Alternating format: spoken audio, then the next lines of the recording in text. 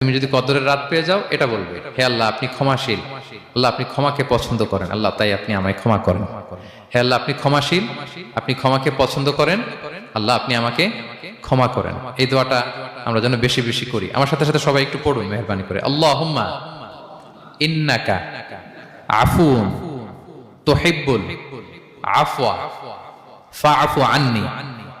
আল্লাহুম্মা ইন্নাকা আফুন তুহিব্বুল আফওয়া ফাআফু আন্নি। হে আল্লাহ আপনি ক্ষমাশীল, আপনি ক্ষমা করাকে পছন্দ করেন, আল্লাহ আমাকে ক্ষমা করেন।